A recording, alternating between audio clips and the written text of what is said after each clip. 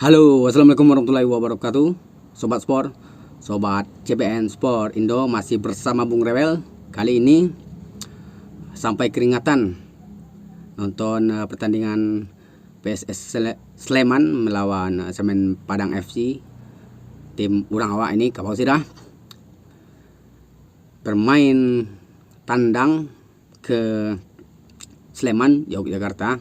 Bermain di Stadion Sultan Agung Bantul. Permainan sangat baik sekali. Formasi yang dimainkan PSS Sleman dengan 4-2-3-1 defending. Kemudian kontra dengan Semen Padang. Semen Padang bermain dengan 4-2-3-1 attacking. Kemudian sempat tertinggal di awal-awal, dikejutkan dengan gol cepatnya dari PSS Sleman dengan menggunakan strategi tersebut oleh sang pelatih, dan ditambah lagi gol kedua yang terjadi membuat Semen Padang kelimpungan dengan menggunakan formasi attacking yang belum secara maksimal. Bermain di kandang lawan tentunya kita harus waspada dengan terhadap serangan-serangan lawan. Kemudian terciptanya gol kedua, kita langsung saja. Terciptanya gol kedua ini akibat kesalahan dari Friendly Saputra yang telat menutup ruang dari pergerakan counter attack yang dilakukan oleh PSS Sleman, sehingga dan juga telat mengambil keputusan antara tackle ataupun blocking. Disinilah letak kesalahan pertama yang membuat PSS Sleman bisa memaksimalkan melalui umpan lambung, cutback umpan lambung yang dimaksimalkan dengan gol kepala sundulan oleh pemain PSS Sleman. Sedangkan PSS Sleman bertahan dengan skema 4-4-2 dengan memaksimalkan permainan di lini tengah. Kemudian kita masuk ke Semen Padang.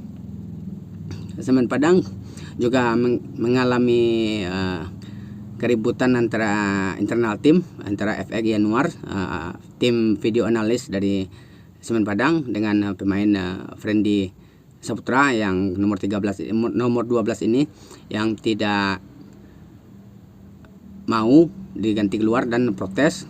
Akibatnya pemain ini di kartu merah karena pemain ini temperamen dan tidak disiplin. Ya, pemain seperti ini ya berharap dipinggirkan dulu lah, atau mengakibatkan perpecahan di tim sendiri. Pergantian yang dilakukan dengan siapa yang masuk tadi itu, Alex Van Gien, sangat baik. Setelah masuknya Alex Van Gien yang dilakukan oleh Eduardo Almeida dengan 4-2-3-1 attacking, berhasil dimaksimalkan, mengejar ketertinggalan melalui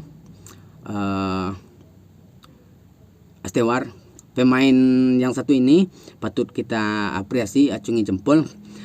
Semenjak putaran kedua, Stewar memperlihatkan dan sudah menemukan kembali sentuhannya. Kemudian mendapatkan tandem yang baru dan juga cukup baik. Begitu. Setelah pemain ini masuk, gempuran terus dilakukan oleh PSS Sleman menjadi 2-1, kemudian dibalas kembali menjadi 2-2. Perubahan formasi yang dilakukan oleh Eduardo Almeida ini dari 4-2-3-1 ke 5-4-1 konsisten. 5-4-1 konsisten tetap, yang menjadi 3-5-2.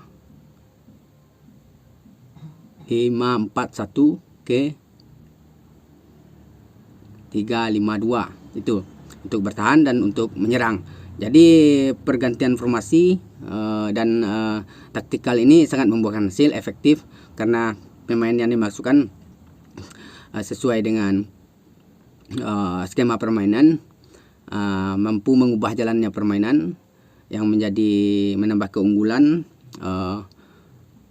menyamakan kedudukan sehingga menang 4-2 hingga akhir pertandingan. Tentunya ini efek positif bagi setelah pergantian pemain, dan PSS Sleman mencoba melakukan eksploitasi di lini serang, di lini pertahanan Semen Padang, sisi kiri, sisi kanan, dan juga memasukkan Rico Simanjuntak, pemain sayap cepat.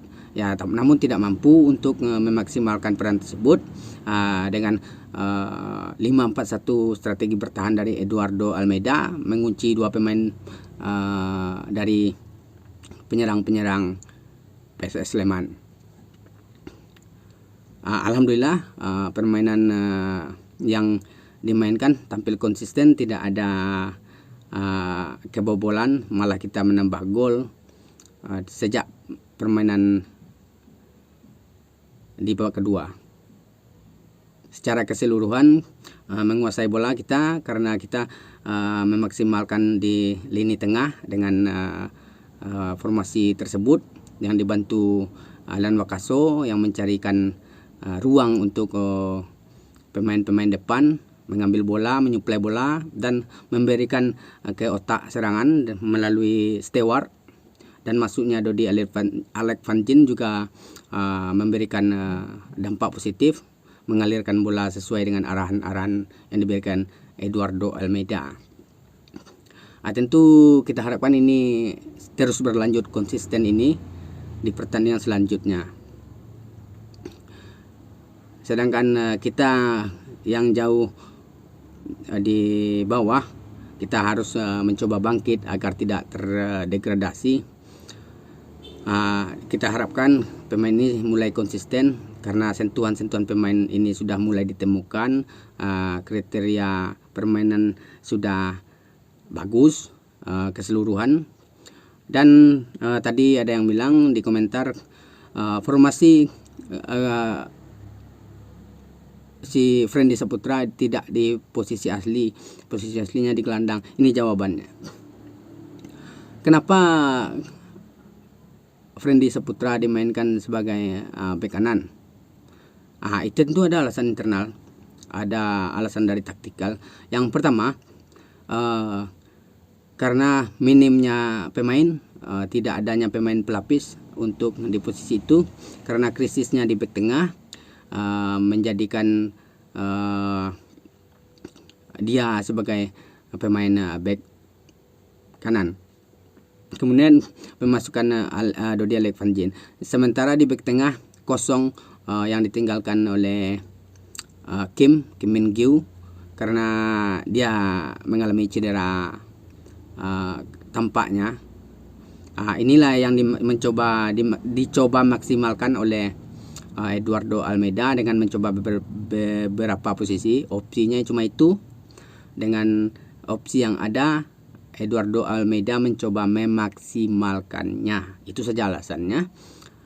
Jadi harus mau tidak mau Eduardo Almeida memainkan posisi di sana. Kalau Tin Martik ini posisi sebenarnya yang lebih baik ini di DM, gelandang bertahan, menggantikan Rosat. Dari perannya kita lihat dia sering ke depan, peran-peran krusialnya. Itulah yang kita harapkan ke depannya, semoga lebih baik lagi menemukan pemain-pemain yang pas dan cocok di posisinya. Dan semua yang dilakukan Eduardo Almeida kita apresiasi dengan baik karena sudah membuahkan hasil dengan kemenangan beberapa permainan. Setelah kalah kemarin di Agus Salim, kita wajib apresiasi dan aplaus karena kita bermain di kandang lawan. Sepenuhnya kalau kita tidak ada kekurangan pemain di putaran kedua ini atau tidak di kartu merah, permainan sudah mulai membaik dan bagus. Untuk secara permainan sudah konsisten, sentuhan-sentuhannya, aliran bolanya, lini tengahnya sudah baik sekali, diduetkan antara Alan Wakaso, Al Hasan Wakaso dengan Rosat Setiawan yang dibantu dengan Tin Martik yang mencoba bermain di situ, walaupun sering terjadi kesalahan-kesalahan dan miskomunikasi antara Tin Martik dengan Rosat Setiawan. Nah, itu saja Sobat Sport, Sobat Gabosira. Jangan lupa like, comment, dan subscribe, dan share juga. Tetap semangat, dukung terus, tetap jaga terus sportivitas. Salam olahraga.